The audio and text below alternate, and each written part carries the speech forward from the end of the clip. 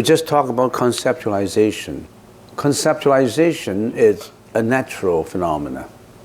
Maybe you have the erroneous conceptualization, the right conceptualizations, harmonious conceptualization. Sometimes you have the wrong conceptualizations. So it is quite important that we have the right or the harmonious conceptualization. And that is, in Buddhism, we usually call it the Four Noble Truths and the Eightfold Path. These are the right conceptualizations. The conceptualization that will bring forward harmony. We want that kind of conceptualizations. Nobody can think without conceptualization anyway, but you need the right, harmonious conceptualization. We don't want an egoistic conceptualization. We don't want a conceptualization that is cruel, that is selfish, that is incompassionate. So, we have to qualify on that. Not every conceptualization is bad. Some of them are quite good. Okay, for the first question, is there an optimal time to practice meditation? For example, when you wake up in the morning, before bedtime, etc., every optimal time is a little different. To some people, it's good in the morning because you get up early in the morning when his mind is fresh, then it's good for meditation. Meditation cannot be used to replace sleepiness. So in other words, last night I didn't sleep well, now I'm meditating to make up for my lost sleep last night. You don't do that. Meditation is when you are fully awake. You do meditation like that. Don't use meditation to replace your sleep that you are deficient in. Some people even snore in the meditation because they go to sleep. So that's not right. So the optimal time depends on you.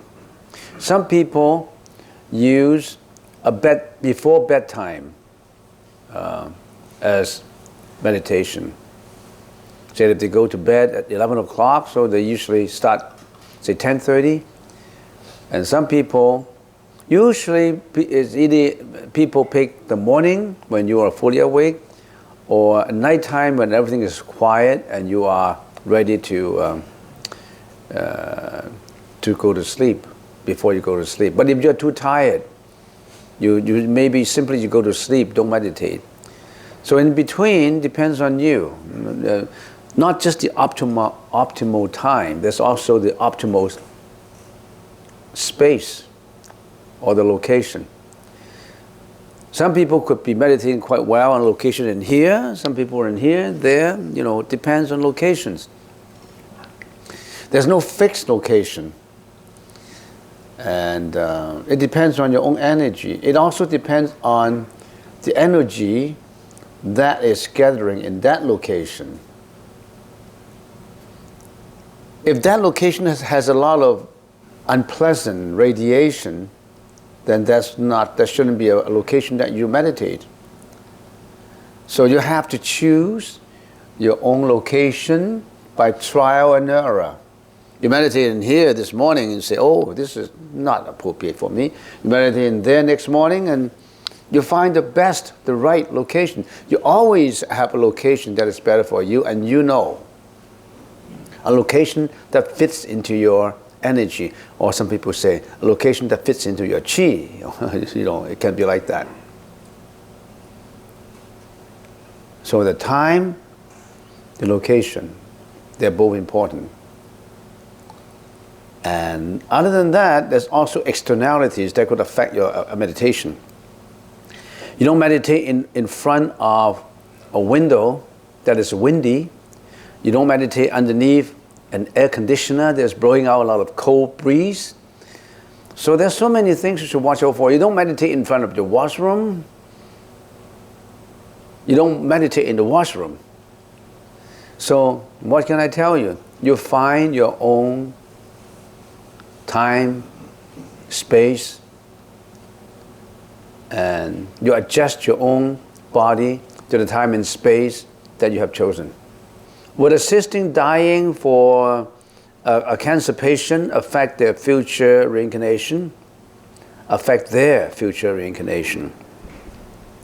I don't know what you mean by assisting dying. That means you put him to sleep. If the death is not a mature death, in other words, maybe he should be living for quite a while and you thought he's going to die, then you end a life abruptly without coming to a maturity. It's just like if that patient, sometimes that patient is suffering and you say that, okay, I want to stop your suffering by putting you to sleep. Maybe after they suffer for 1 or 2 months, he's going to recover. How do you know? And if you ask doctors, some doctors may think that certain patient will die, in a certain way, but miracles can come that he may not die. So you don't put judgment on the person's death unless you really think that he's dying. Then it's a different case. So would that affect their reincarnation? If he or she you put to death and he or she is not willing to, but he cannot control it because you are under control, then it will affect their reincarnation. They will go away with hatred, with dislike, with emotion. Then you affect them.